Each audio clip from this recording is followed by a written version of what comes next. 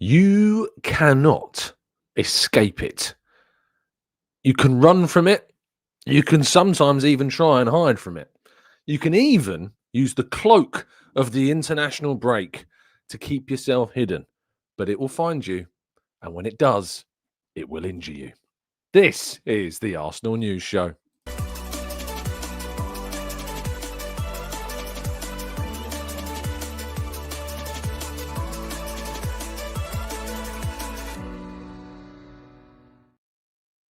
Hello and welcome to the Gooner Talk, back again with you guys and girls for another episode of what is the Arsenal News Show. Joining every single morning at 8 a.m. UK time. Thank you as always for joining me and making this a part of your morning routines. It's very much appreciated. I hope you're doing good. Hope you're doing well. Hope you've had a very good week. It's Friday and I'm very, very, very much looking forward to getting away on a short break away from the tribulations and trials of, well, being inside the M25 these days.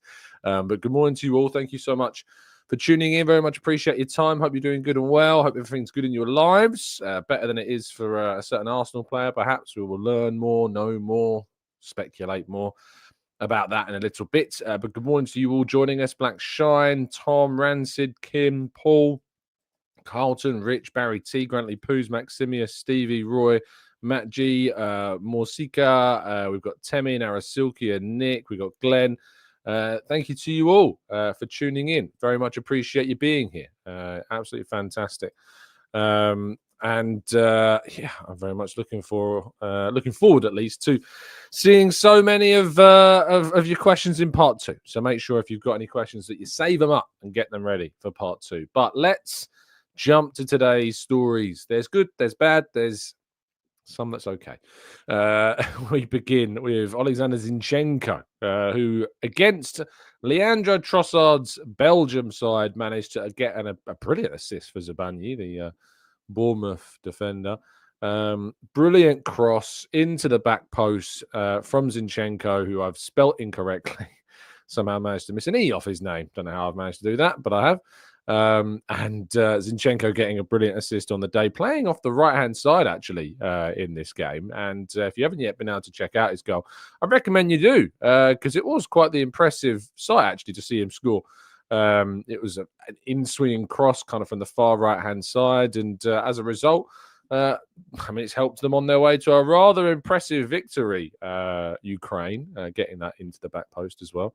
So, yeah, let's be very celebratory off the back of that. Let's move forward, though.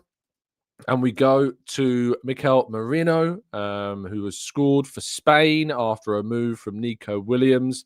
And what was an absolutely brilliant piece of movement by Nico Williams is just so great to see, because it's a player that we know wants to be I say wants to be at Arsenal. I'm kind of maybe I'm what's the word, sensationalizing a little bit, but we want to see him.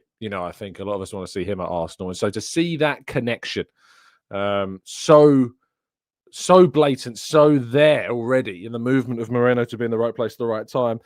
Yeah, is there a chance that we see Moreno at striker next season? Probably not, but he's going to be an option for Arsenal, because he's shown that he can be an option. He can do a job. Not a great job, but a job.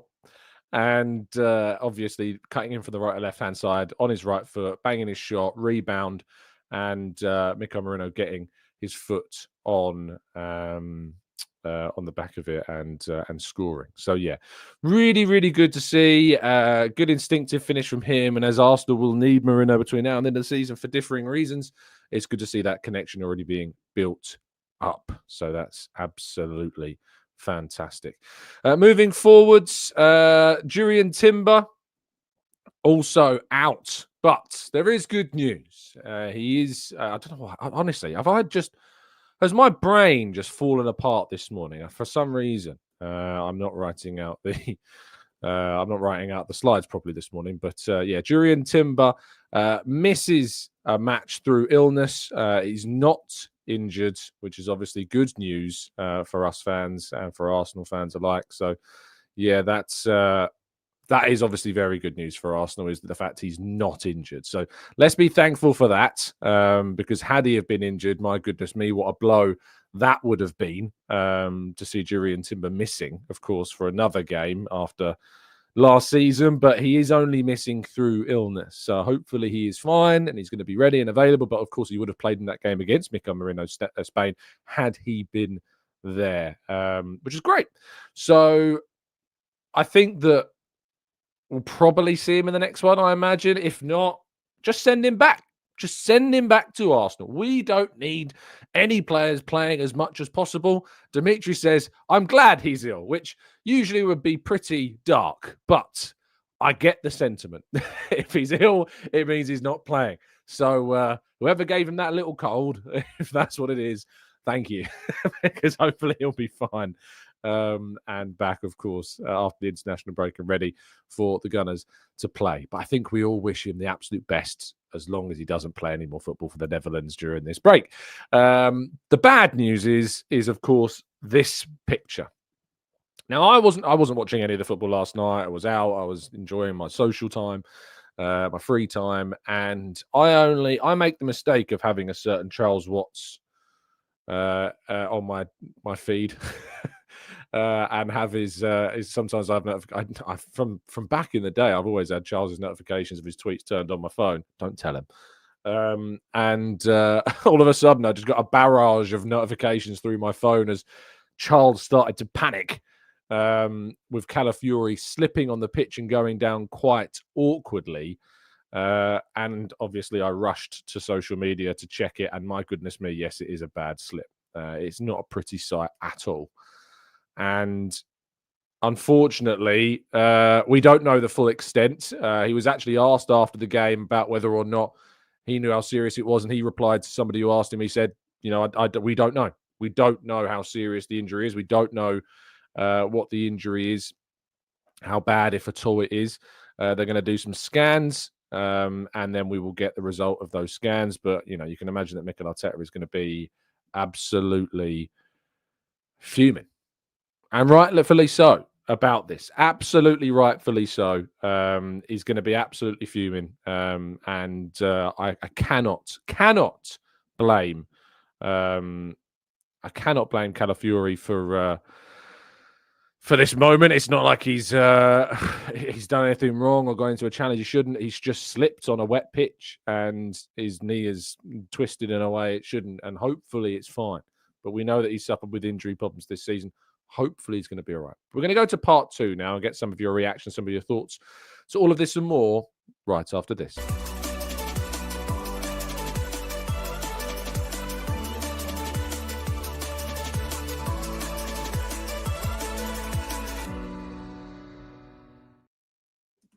Right, this is part 2 of the show. I know that there's going to be some frustration, I think, around a lot of this. There's going to be some frustration around the injury. We don't know the full extent of it. We don't know how or where this is going to come from in terms of the news when it does come out. It could be today, it could be tomorrow. We could have to wait for the scans. I imagine there's a lot of Italian media that are covering this story quite significantly. And of course, when you're looking at a situation where Arsenal are already, having so many problems, if there was a position on the field, if there was a position on the field where we could afford to lose a player, it's probably left back. That is the only glimmer of positivity that we can realistically take. Because when I look at the squad, you've got Lewis Skelly, you've got Kivior, you've got Zinchenko. It's the only place where realistically we could afford to lose a player. So I don't want anyone getting injured, but if we were to have to lose someone, and it feels like it's almost a guarantee during these breaks that Arsenal lose someone to injury, almost feels like it's destined to happen, then of course, if I had to choose, it would probably be a left back. It sucks. It's the reality, but it is what it is. So there you go. Martin says Calafiori is a centre back that can play left back, not a left back. I mean, I disagree with you, Martin. Now Calafiori has showed himself time and time again to be very much a left back for me, and he's played that position. He played that position already. You know, he came through playing a lot of left back at Roma as well before making that switch. So he can play both positions. He's not tied to one. It's not binary. It's not black and white. He can play both positions, and he is, in my mind, a left back as well as being a player who is also a centre half. So we are losing a player in that position. If indeed he is injured, we don't know any kind of extra details on it yet. But as soon as we know, I'm sure you will know. So yeah. I really am frustrated with it, as you can probably tell. I'm just kind of with this season so disillusioned with it all that it really does put a downer on kind of the mood. Because I really feel like Arsenal could have done something special this season, but injuries have just pummeled us all the way through the campaign, just pummeled us out of competitivity. And if we are to lose Calafiori, of course, between now and the end of the season, it's going to hit us. It's going to hit us really hard. Even if it's a position that we've got, of course, players in. Right. Capital Qs, please, people. In the chat, capital Qs. And we will start going through some of your questions in the chat because I think it's fairly obvious what I think the theme will be. But all the way, also, by the way, I hope you enjoyed yesterday's show. We kind of broke down the situation. I'm going to share a little bit of behind the curtain stuff now while you get your questions in the chat. But I was sent this podcast by my sister-in-law, and I know a lot of you lot say that I spend far too much time feeding the trolls, responding to trolls online, whatever. And you're absolutely right. And Matt says, "Can I have a hug?" Of course you can, Matt. It's a virtual hug coming your way. But I was sent this podcast about this theory called the let them theory. This idea that in life, just things are bothering you. Well, this person's doing this thing, they're bothering you with it. Just let them do it. Block, move on. I know I've talked about blocking and move on before, but this theory of the let them theory of just, shall I let them do it? Doesn't bother you. Let them. They're spending their time, their energy, their one life on this earth being an internet troll. Let them. Just let them do it. Block and move on. Let them scream into the void. So I think that's what we're going to adopt to a degree, more so here. And I'm sure that you'll be very appreciating the benefit of that as well. Brand tells us, are we going to sign another left back? I think that the left-hand side defense is an area that we still might sign somebody in the summer because Kivior, Zinchenko, both of these players could leave in the summer. So it could be that we sign another versatile defender. That's definitely something that we might see moving forwards. Matt G says, we've already done that, but you can have another hug, Matt. Tebby says, don't we have like 50 left backs? Yeah, that's what I mean. If we are to lose a player there in any position, it's probably best that it was one there. I'd rather we didn't lose any. Rancy says, do I like Declan Rice's nickname? I might have missed this. Declan Rice nickname. Horse is what's coming up. He's been given the nickname Horse. The story behind this is a video with Miles Lewis Skelly. I'm seeing if I can listen into it on my headphones. Can I listen in? No, I can't. I wonder if there's can anyone explain it? Because I don't know why he's called that. But I'm scrolling down another article just to see if indeed, I think it was Oleksandr Zinchenko who started it. And then Jorginho went with it. Now everyone calls me the horse. I think it's because they think I can run all day, that I'm athletic, my ability to go again, my sustainability and availability to the team. Even 2 days since the last game, I'm running around in training and they're thinking I'm a madman. I don't mind, but I just have to keep going. So apparently that is the origin of the horse nickname. Whatever you say, Declan. Whatever you say. Jamsey says, any legs in this Gabriel Saudi story? Should we be concerned? I mean, we've always got to be aware. Because, I'm looking at the situation. I'm looking at the idea of I'm looking at the idea that we could lose both Gabriel and Saliba all of a sudden. We had the best centre-half pairing in the world. Now we're being linked with both of them leaving. It's the world of football, isn't it? It's the world of what we can expect in the transfer window. Is there any legs in it? Well, there's probably interest. I'm not going to sit there and say, no, there's nothing in this at all, because we know that in the past that Saudi sides have been interested in Gabriel. We know that from the start of the last season. Not this season, but the one before that. We know that he was out the team for a little bit because I think, based upon what we were hearing at the time, despite it being very much denied, my theory is that maybe he had his head turned a little bit, and Arteta and Arsenal were very much like, right, until this window closes, you're a bit distracted. You're going to be benched until the window is closed, and then we'll bring you back into the fold, which is fair enough, So there you go. Chima says, are the rumours of Zubimendi being hijacked by Real Madrid true? This is a story that's been going around for a little while. Real Madrid are keen on Zubimendi. All I can tell you, from my perspective and from what I know about this, is that Arsenal have put a lot of work into this already, obviously, and there is a real feeling of confidence that Zubimendi will join Arsenal in the summer. Is that to say that it's guaranteed? It's definitely going to happen? No, but the reason why we say no is because we've seen it before. We saw it with Liverpool. Liverpool looked very, very confident of getting a deal done for Zubimendi, and he decided to stay with Real Sociedad. I think that from what I have heard on this, and from what sources have said, it looks good. It looks like it's in a good place, this deal. Of course, we've got a change of sporting director. Will Andrea Berta be following through with that plan? I guess we will wait and see. But there were massive claims were made, of course, in January, as we know, and all of the digging and chatting and networking I've done since that point of those stories coming out have all told me the same thing, which is, that there is a real confidence about a deal with Arsenal for the summer.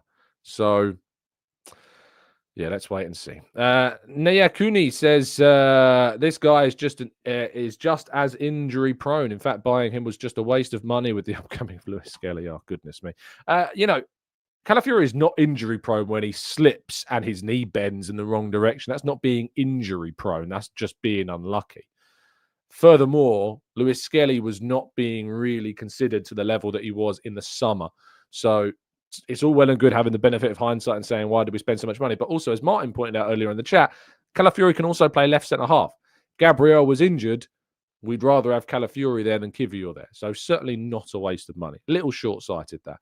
Paul says, did you see Ola Aina say out of Liverpool, City and Arsenal are the hardest to play against and City are the easiest? Yes, I did. That's quite an old quote, I think. But it was a really good insight into kind of how it is playing against those different teams. Paul says, Silent Spotlight says, it really hurt seeing Aiden Heaven go straight into the Man United team. Do you think that was out of desperation or is he a huge prospect? And if so, how did we miss that? Heaven is a massive prospect. Arsenal wanted to keep him. Arsenal made efforts to keep him. But when you've got Saliba, Gabriel, Calafiori, Ben White, Jurrien Timber, the argument that you're going to be able to break into the Arsenal team is low. He's gone to Manchester and he's playing already because of their injury crisis, of course, but also because they have terrible defenders at the club. So he knew by going to Man United, he was going to get more chance of playing. And that's happened. Now he's obviously suffered a pretty serious injury from the looks of things. There's also a monetary aspect, far less so with Aiden than there was with Cheeto. The monetary aspect with the Cheeto side of things was ridiculous. Like some of the money, what I'm hearing, what I've heard about the finances involved in that Cheeto and Martin deal were mad. And I mean, if you're anyone, going through the offers that was from Arsenal, which is still a very, very good offer for at the time, 16-year-old. And of course, the offer made by Man United, the difference was still significant, so significant. So, yeah. Damien says, has Berta actually been confirmed? Not confirmed officially, no. But there is a sense that we are just an announcement away from it as well. Entertainment says he got injured in international duty before. He's clumsy. It's someone who's never played the game. Mr. Thuki says if Zubimendi goes to Real, surely it makes one of the midfielders available. So in case we lose out on him, another top player will be on the market. I mean, maybe they're losing Modric. You think potentially in the summer, maybe Tchouaméni of Camavinga, will be on the move. Who knows? I doubt it though. I think it would be awful if Arsenal lost out on Tchouaméni. I think it wouldn't look very good on the club at all to lose out on a player of that quality after the amount of work that's gone on already behind the scenes towards that potential deal. Soup says Chido is also playing, but watching him play, he definitely wasn't ready for our first team. I think he's playing a lot to do with as well the bad form of Højlund and Xerxes that just haven't been very good. Rashford's of course left as well during that window. So yeah, I think that it was still much more to do with the financial side of things with Chido, but yes, he's got opportunities, but we can't say that he would have definitely been getting opportunities at Arsenal had he have stayed, based upon what we've seen this season as well. So he says, only Liam Neeson can stop these injuries. Sugar says, Tom, regarding contracts, what would contracts for Ethan and Miles look like if they even have signed? Yeah, they've both signed pro contracts. So their next contracts will be like their first major senior contract. I mean, they're going to be very, very good contracts for players of their age. You know, I wouldn't be expecting £100,000 per week, but I would be expecting tens of £1,000s a week, significantly more, you know. So I wouldn't think of it as crazy for it to be in the 70s, 80s. It wouldn't. I don't think that would be crazy, to be honest. Cedric was on 100 grand a week, you know. So you need to think of it like that. Arthur says, with other clubs building new stadiums and extending, do you think Arsenal will look to extend the Emirates? It's something the club are very aware of, as I am told. They're aware of it. They are looking at it. They're always open to those possibilities, but yeah, I'm not sure. I'm not sure. Memphis says, Tom, I mentioned Camavinga and you ignored it. Damn. Yes, it was all very premeditated, Memphis. I saw your comment and I thought, I just don't like the name Memphis, and I'm going to ignore it. Now, of course, I didn't ignore it. I just didn't see it. Memphis says, if Zubimendi goes to Real Madrid, would Bruno Guimaraes or a profile like Camavinga be best to get? No, we need to get a defensive midfielder because, of course, Partey, Jorginho leaving. We need a Pavotti. We need it or a six. We need one of those profiles of players.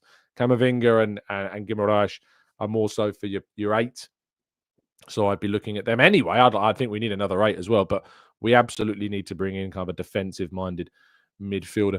Stu says, what's your opinion on Setford? Apparently has a lot of potential, but Neto brought in on loan and rumours of another keeper next window as well. He's only 18, 19 years of age, Tommy Setford. You know, he's still a very young goalkeeper. To put an 18, 19-year-old he is, as your number 2 is a big, big leap of faith. He's very talented. He's an England youth international. He's come through the Ajax Academy. You know, there is a lot of talent there, but I'm not sure whether or not he is ready yet to be that. I think he needs to go on a couple of loan deals. So I'd be bringing in a Jean Garcia, for instance, from an Espanyol as our number 2, and then, you know, sending Tommy Setford out on loan, getting him plenty more minutes, letting him impress, and then seeing where we are with him. Nike says, is there any other potential midfield targets and options other than Zubi and Nipan in the summer? Of course, we've heard these rumours about Guimaraes, as we've talked about. But beyond that, not really. The focus is very much on the forward line. That's where we're expecting to see the majority of Arsenal's attention. But the midfield is still somewhere as well that we will look to. Martin says, Tom, have you seen some of the Neanderthal comments on social media about Ben White? No, I try and stay away from Neanderthal comments, Martin. So no, I haven't. Arthur says, can Eze play at number 8? Yeah, I believe so. Yeah, I think he definitely could play as a kind of a double 2 with Ødegaard and Eze, and then a Rice behind. That's something I would very much like to see. Nick says, would Arsenal host events like Spurs after a refurb and extension? It seems mad to have stadiums sitting there in London but not used for that. To my understanding, that is definitely something Arsenal are, and particularly the ownership, from my knowledge, are very keen on trying to have, is when you're seeing your North London rivals be the hosts of all the major events in London because they've got a very nice new stadium, that's not a good feeling. It's not a good feeling at all. So, yes, there is definitely a desire for the Emirates to host more events and to refurb it in a way where that can happen. Lenny says, I never get excited about signing players until they're at the training ground, putting pen to paper and holding the shirt up. I stopped that years ago. Too much disappointment. I don't blame you, Lenny. I really don't. Khan says, Dr. Rajpal Bra, friend of the show, is saying that Calafiori's left-footed wasn't planted, so it may be a contact injury.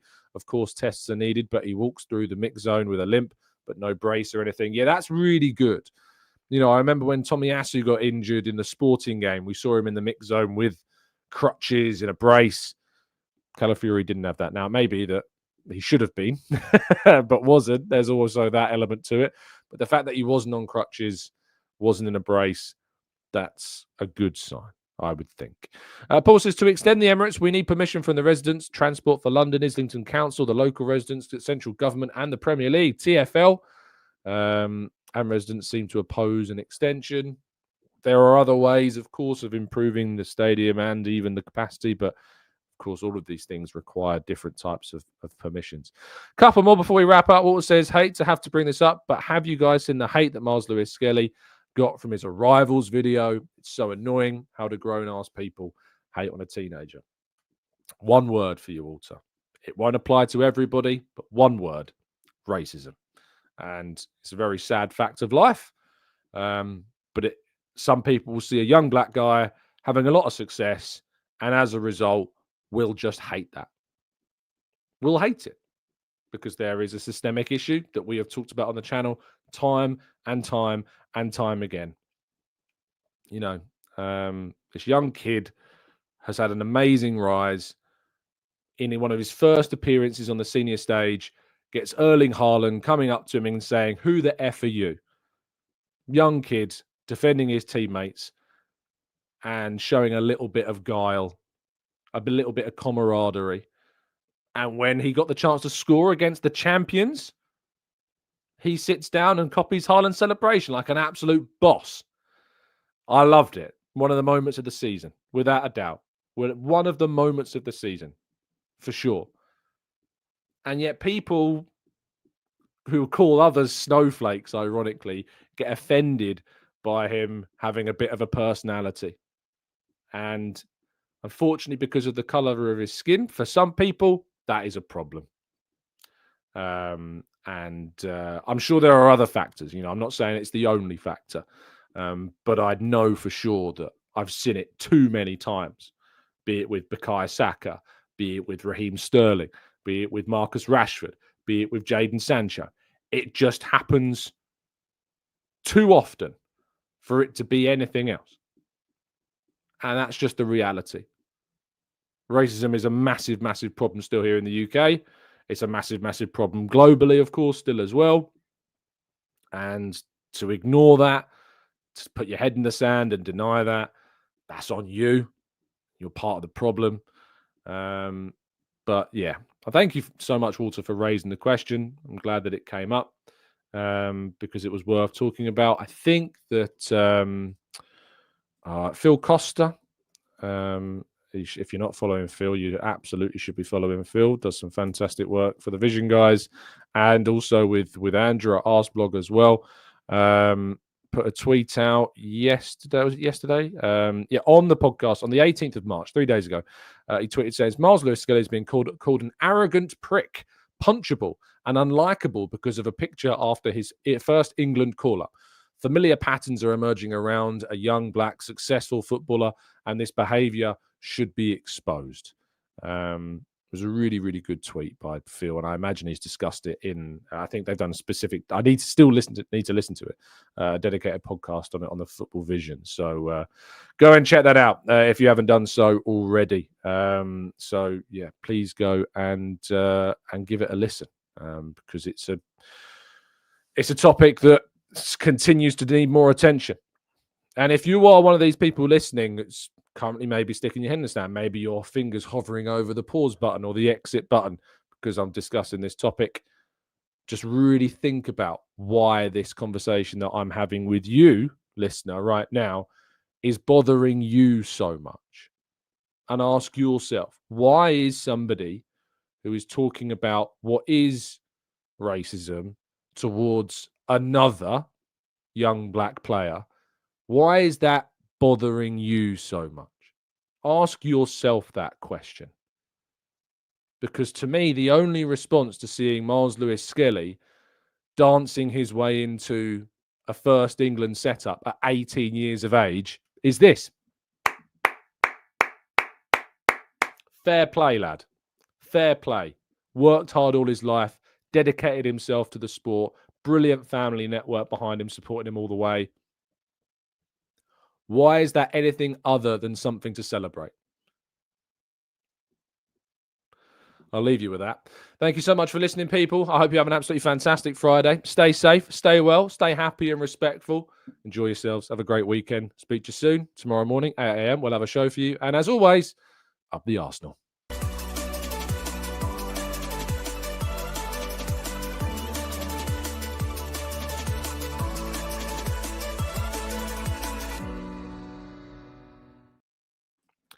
And happy birthday, Ethan Winery, of course, as well. 18 today. He joins the dressing room. We love to see it.